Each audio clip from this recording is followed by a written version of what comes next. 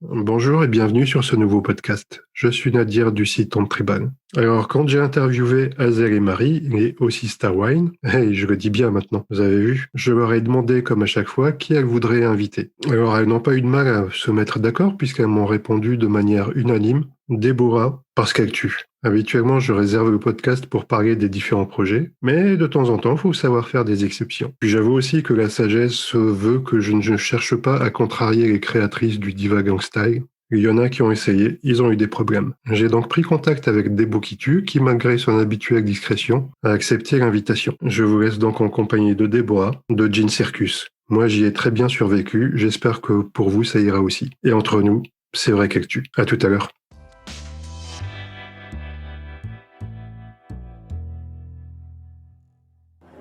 Alors, Déborah, bonjour. Bonjour. Comment vas-tu ? Très bien, écoute, je suis très contente d'être là. Ben, moi aussi. Alors, moi, en vérité, je te connaissais pas beaucoup parce que tu es très discrète sur les réseaux. Tu me le confirmes toi-même. Oui, tout à fait. Voilà. Mais il se trouve que tu as des très bonnes copines qui se gênent pas pour te balancer. Du coup, je suis venu vers toi pour te demander si tu voulais bien m'accorder un moment que je puisse t'interviewer. Et je suis très heureux que tu aies accepté. Merci beaucoup et j'espère que ça va bien se passer parce que je suis très timide encore une fois. On sera deux. Parfait. Est-ce que tu veux bien te présenter brièvement pour les personnes comme moi qui ne te connaissent pas bien ? Oui, alors je suis Déborah Blachier.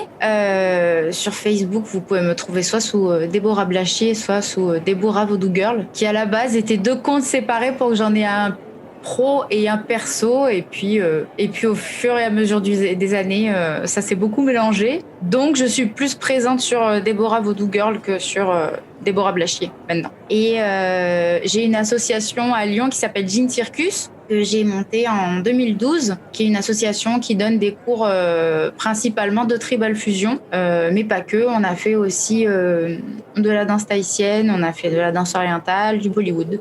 Voilà. Ok. Et moi, on m'a parlé aussi d'un festival que tu avais organisé à un moment sur Lyon. Oui.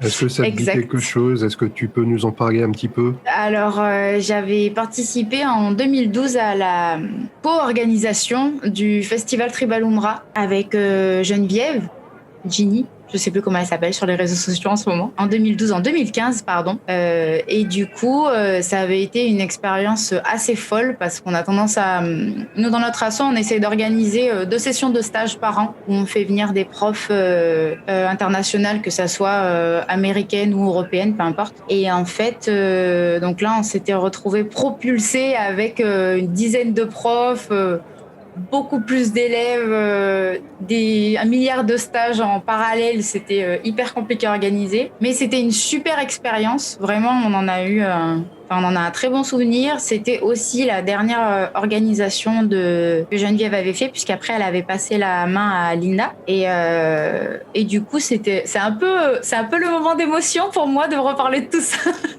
Parce que ça a été vraiment une super expérience et que je considère vraiment Geneviève comme notre tata tribale, comme on l'appelait au tout début, parce que sans elle, je pense que rien n'aurait été fait et ça avait été...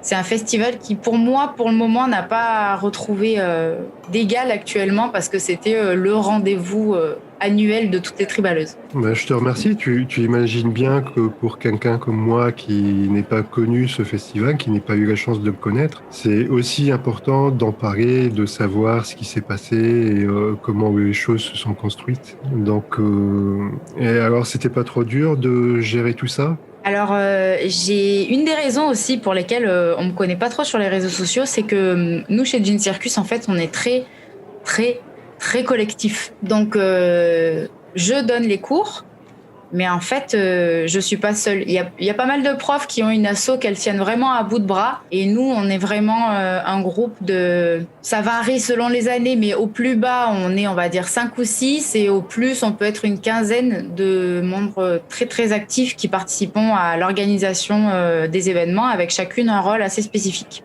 Donc moi, par exemple, mon rôle, c'est souvent d'être en contact avec les profs qu'on fait venir. Donc gérer plus le relationnel avec les profs et anticiper les besoins qu'elles vont avoir, ce genre de choses. À côté de ça, par exemple, il y a une des filles de l'asso, Camille, qui est aidée avec d'autres, qui elle s'occupe de rechercher des salles. Une autre des filles de l'asso qui s'était occupée, par exemple, du catering quand il y avait eu le festival Tribal Umbra, parce que ça c'est toute la partie qu'on voit pas, mais quand on fait venir 10 profs, il faut leur faire à manger, il faut qu'elles dorment quelque part. Il y a vraiment plein de choses à voir. Donc pareil, chacune des filles a un rôle particulier. On a eu depuis 2012 on a eu plusieurs présidentes, mais notre super présidente Steph, qu'on appelle Maman Steph, qui part cette année parce qu'elle déménage au Canada et qui, elle, a été en tout cas notre lien les unes avec les autres. Elle a vraiment été partout.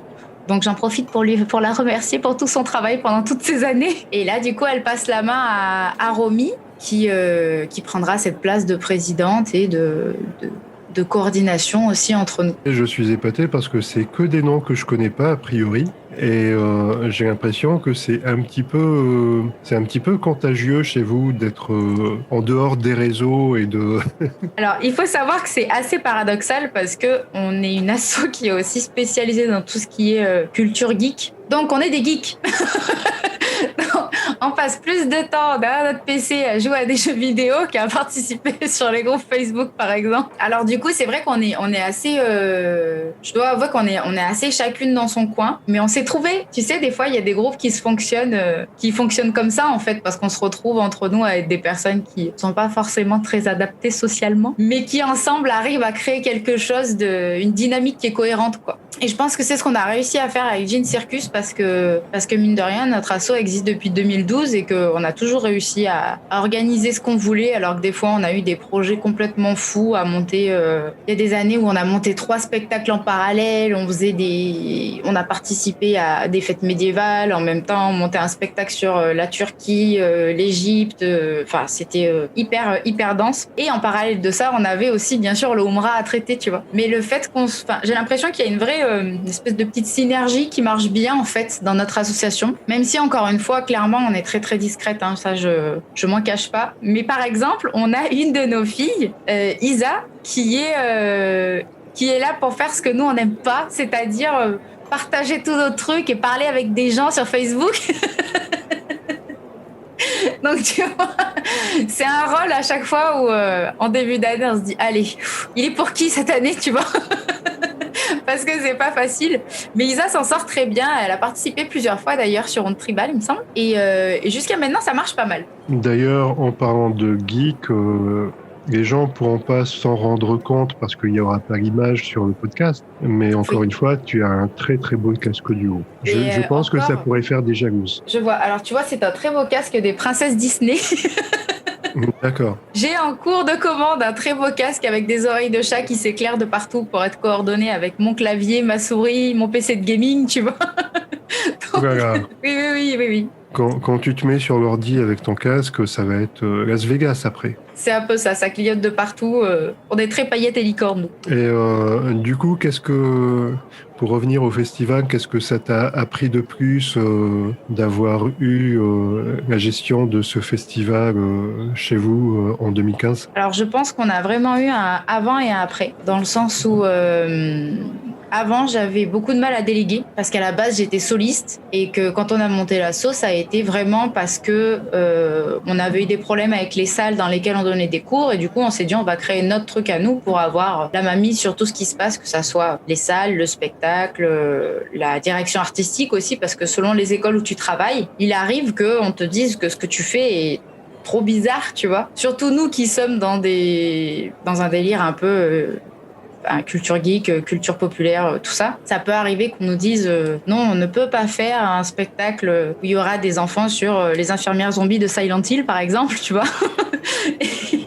Et du coup, nous, on se dit, mais quand même, c'est vachement bien, on aimerait bien le faire. Donc, on s'est dit, montons notre truc à nous et soyons complètement libres sur ce qu'on a envie de faire. Et c'est ce qu'on a fait et qui nous a mené à avoir ce festival-là aussi, puisque du coup, on avait une structure pour l'accueillir qui nous a débloqué tout le reste, que ça soit la location des salles, l'organisation. Enfin, ça a vraiment été très chouette. Et puis, encore une fois, on s'est rendu compte qu'on faisait une vraie répartition des rôles, qu'on faisait vraiment confiance à quelqu'un et que même si sur le le papier, j'étais en haut pour tout chapeauter. On n'était pas non plus dans un truc pyramidal puisque chacune était hyper indépendante sur son rôle et que vraiment on travaille vraiment en collectif nous et c'est quelque chose qui marche vraiment bien et qui nous a ouvert la porte sur tout ce qu'on a pu faire après.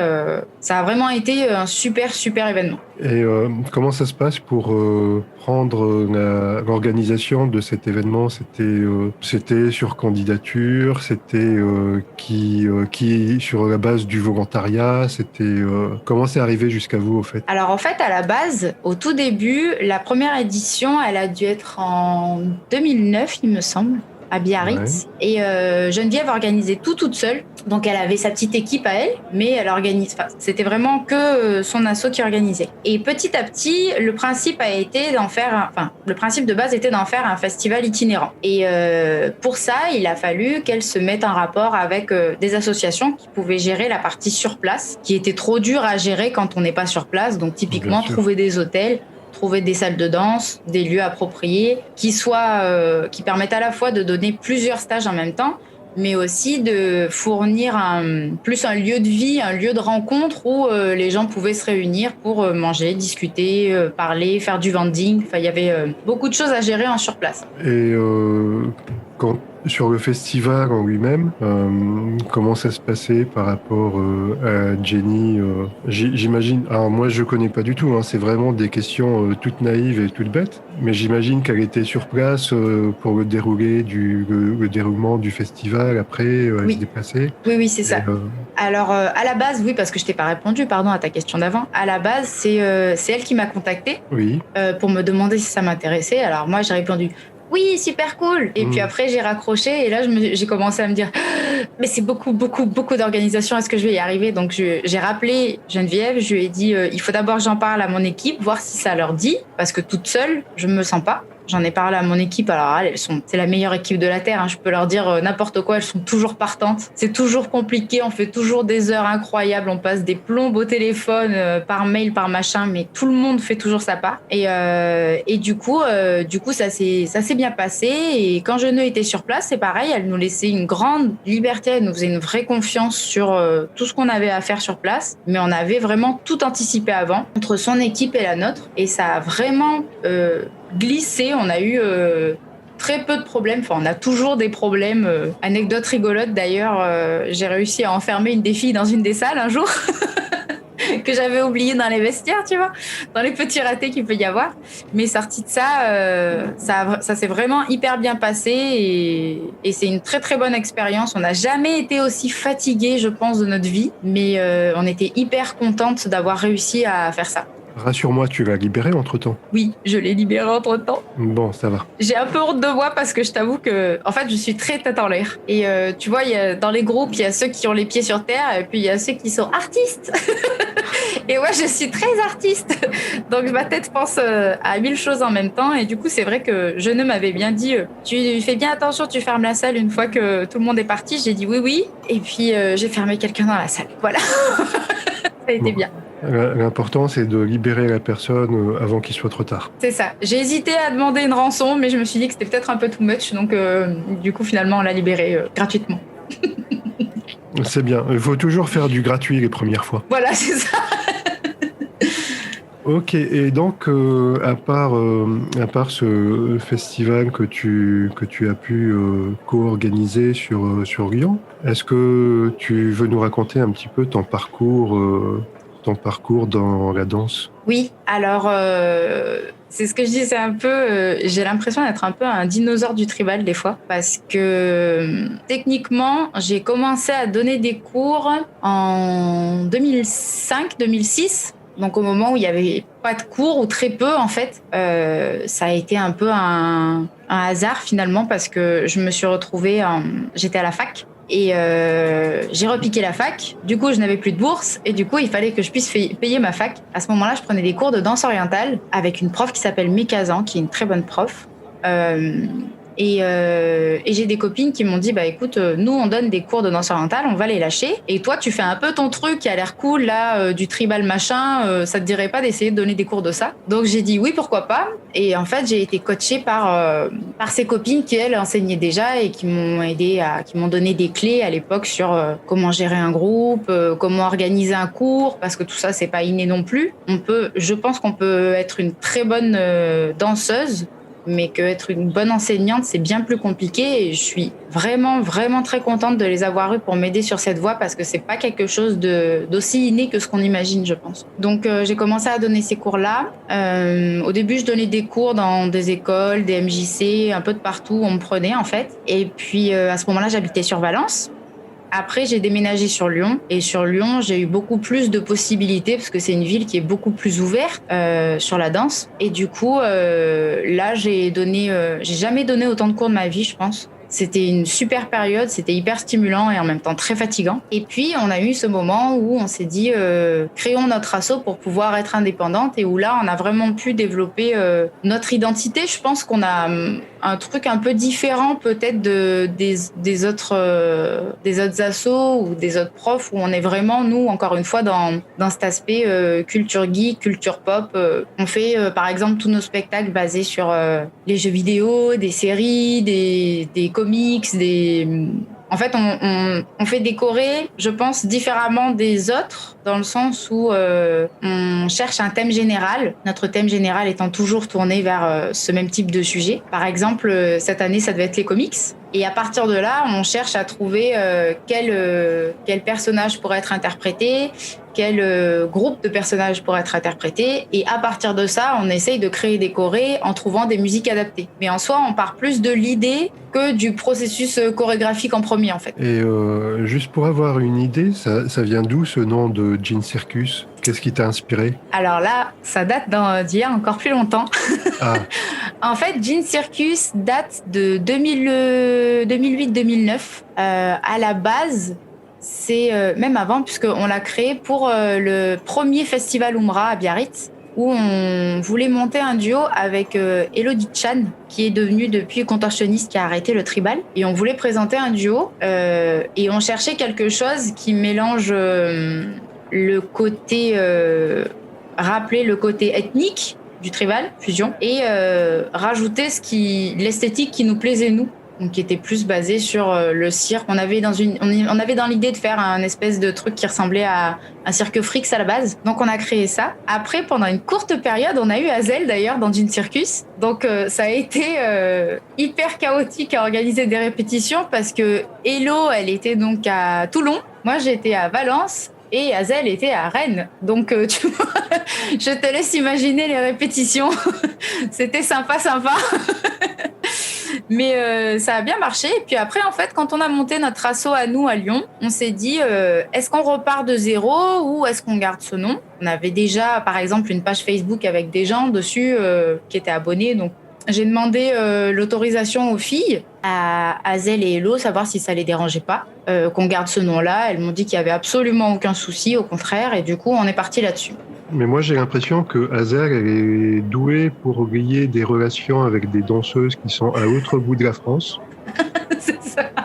Parce que sur Ossistawine, par exemple, pour moi, Hazel et Marie habitaient proches l'une de l'autre. Alors qu'en fait, pas du tout. Et non, pas vraiment, non. Mais après, il faut remettre dans le contexte. Hein. Encore une fois, on est des dinosaures du tribal. Donc nous, à l'époque, quand on trouvait quelqu'un qui faisait la même danse et avec qui ça matchait, en fait, on se posait pas de questions, on fonçait, parce qu'il y avait personne à côté de chez nous qui faisait la même chose, quoi. Et tu aurais qui comme autre danseuse à me citer de la même génération que vous, par exemple? Alors, dans les toutes premières, il y avait Hello, Hazel et moi. Ensuite, il y avait aussi Julie de Saint-Blanca, oui, bien sûr, à Paris. Mm-hmm. Jeuneux. Oui, j'ai... Et à l'époque, il y avait aussi Florian Varenne, qui, pareil, a arrêté la danse pour faire uniquement de l'art contemporain maintenant. Mm-hmm. Et qui réussit très bien. C'est vraiment très intéressant ce qu'il fait. Au passage, ça n'a rien à voir avec la danse, mais chercher Florian Varenne, c'est vraiment, vraiment super beau ce qu'il fait. C'est très intéressant. Et après, tout de suite après, il y a eu la première génération bis, où il y a eu Marie, Mel qui se sont rajoutés. Il y avait Balkis, Isa, je sais pas si tu vois, qui était dans Terpsichore, au tout début de Terpsichore. D'accord, non, je vois Terpsichore, mais je vois pas qui est Isa. Peut-être que je la connais sous un autre nom, je sais pas. À la base, elle donnait des cours. Alors, ça a été compliqué, ça aussi. En fait, au début, il y avait... j'ai donné des cours dans Terpsichore. Au tout début, je donnais des stages. Et puis, il y a Balkis, donc, qui a commencé à donner des cours tout de suite après. Et encore ensuite, Balkis est parti. Et puis, il y a eu... que je te dise pas de bêtises... Maintenant, je sais plus qui sont les profs chez Terpsichore. Il devait y avoir au début Anastasia et Cécilia. Enfin, ça a pas mal bougé chez elle aussi. Mais voilà, c'est vraiment... moi, je vois ça un peu par génération de danseuses qui se sont rajoutées. Alors, peut-être qu'elles ont... Je suis même pas sûre d'avoir spécialement plus... dansé de tribal qu'elle, tu vois, en point de vue chronologique. Mais peut-être que... Mais en tout cas, j'ai l'impression que point de vue prof... Au début, il y a eu un moment où on était... En fait, le spectacle qui nous a fait nous rencontrer tous, c'est encore une fois grâce à Jeuneux, qui avait fait venir Sharon Chiara en 2007, je crois. Et elle nous avait demandé de danser au spectacle qu'elle organisait. Et du coup, voilà, les premières, il y avait Hazel, Hello, il y avait Veritia de Paris, Patrina, je sais pas si tu vois. Ouais, comme ça, non, ça me dit rien. Et elle est vachement bien aussi. Florian Varenne. Et puis, il y avait aussi les Nadika qui avaient commencé déjà à cette époque-là. Donc, le duo qui était composé de Nadège et Jessica. Jessica qui maintenant a fait les Trium. Si vous avez une autre question sur la chronologie de la danse, allez-y, je vous en prie. Donc, tu as dansé avec Sharon Chiara, ou en tout cas, vous êtes croisés. Oui, on a fait ça a été... Je crois que j'avais... 2007, c'est pas compliqué. 2007, j'avais 21 ans. Donc, quand on m'a dit, il y a Sharon Chiara qui va venir, j'ai cru que j'allais tomber dans les pommes. Quand on m'a dit, est-ce que tu veux danser au même spectacle que Sharon Chiara, je pense que je suis tombée dans les pommes. Et quand on m'a dit, tu verras, à la fin, il y a un final, on va faire un peu d'ATS et on va toutes danser ensemble. Là, je pense que j'ai décédé juste au téléphone parce que c'était trop d'émotions pour mon pauvre petit corps, tu vois. Et ça aussi, c'était super. Ça a été un des trucs hyper marquants pour moi parce que c'était mon premier spectacle avec une méga grande danseuse dans le même spectacle. C'était vraiment très chouette. C'était le premier, mais est-ce qu'il y en a eu d'autres ? Oui. Ah. Oui. J'avais... Mais dis donc, ça vaut le coup de creuser alors. Oui. Je m'installe, je te laisse me raconter ça. Pas de souci. Alors, j'ai dansé un spectacle sur une choré que Mardi Love nous avait appris. Alors ça devait être encore un peu avant d'ailleurs, où Mardi avait dansé aussi. Et après, bien sûr, le truc le plus fou que j'ai fait récemment, c'était il y a 2-3 ans où avec Hazel, qui y avait d'autres? Alors, il y avait Hazel, il y avait Amy Sigil et il y avait Alexis Sausol. Tu vois qui c'est, Alexis Sausol? C'est une danseuse anglaise. Non, je connais pas. En fait, déjà, je connais pas toutes les françaises, mais alors, après, quand on part sur les danseuses étrangères et tout, c'est... Oui, pardon. Allez. Alors, du coup, j'avais demandé à Amy Sigil de Unmata de venir faire des stages à Lyon. Donc elle m'a dit oui, pas de souci. Et puis je crois que quelque chose comme une semaine après, elle m'envoie un message pour me dire je me disais comme j'ai plusieurs dates de prévues dans cette tournée, dont une en Angleterre au Emporium Festival organisé par Alexis Sausol, et que peut-être je ferai un arrêt en Bretagne chez Hazel. Est-ce que ça vous dirait qu'on fasse une choré toutes les 4? Alors toi, tu te dis, une choré avec Amy Sigil, là, comme ça.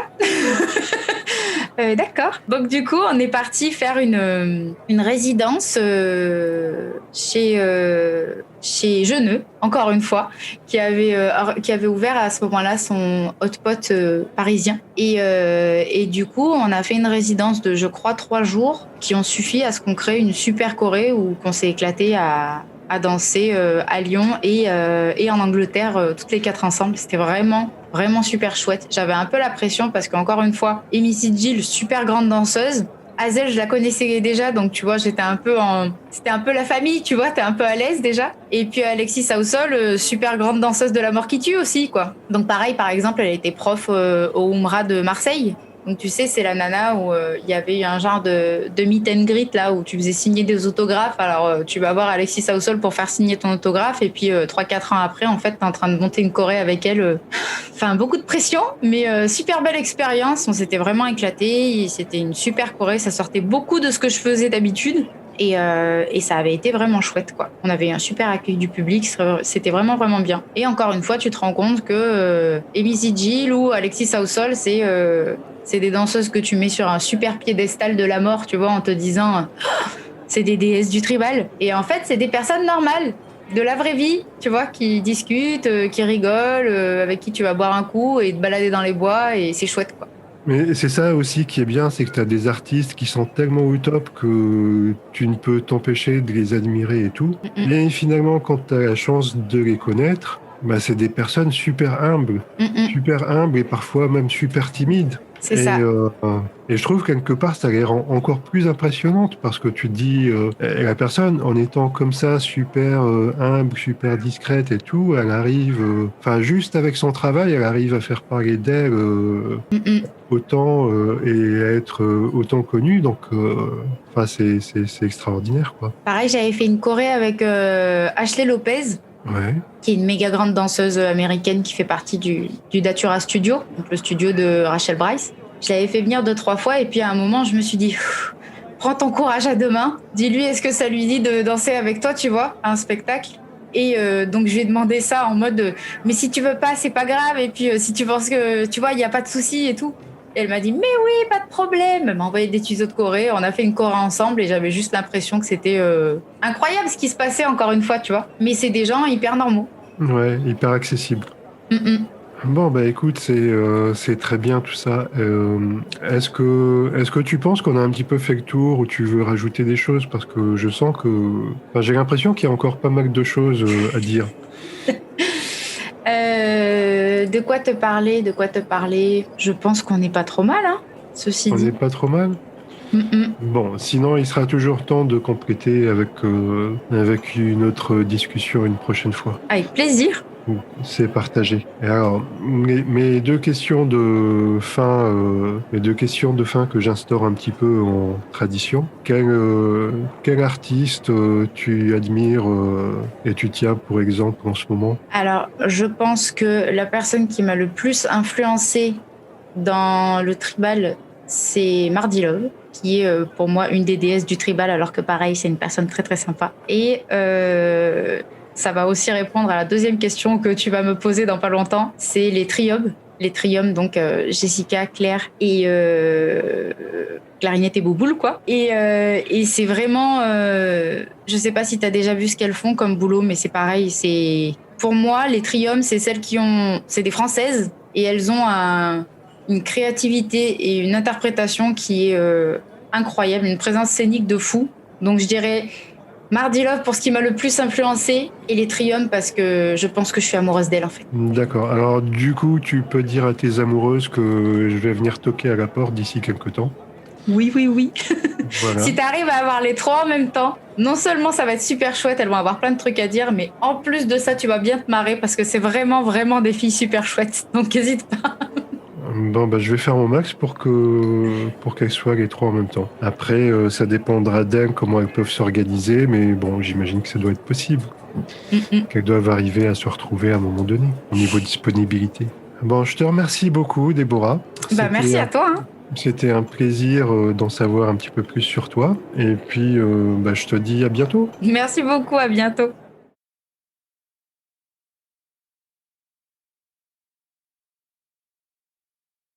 Voilà, c'était Déborah de Jean Circus qui nous a parlé un petit peu de son parcours. Et quand je dis un petit peu, je pense que effectivement, il doit rester encore pas mal de choses à dire. Merci donc Débo d'avoir pris le temps. Avant de clôturer cet épisode, je voulais vous faire part des nouveautés sur le podcast. Dès le début, j'ai commencé à diffuser le podcast sur Apple Podcast et j'ai voulu aussi que le podcast soit retransmis également sur YouTube. Donc vous avez une playlist podcast sur la chaîne On Tribal sur YouTube et dernièrement, j'ai réussi à inscrire aussi le podcast sur Deezer et Spotify. Vous avez maintenant tout un panel de possibilités pour vous abonner à ce podcast et ne plus rater aucun épisode. Je vous dis à la semaine prochaine, merci d'avoir écouté jusqu'au bout et d'ici là, prenez soin de vous. Au revoir.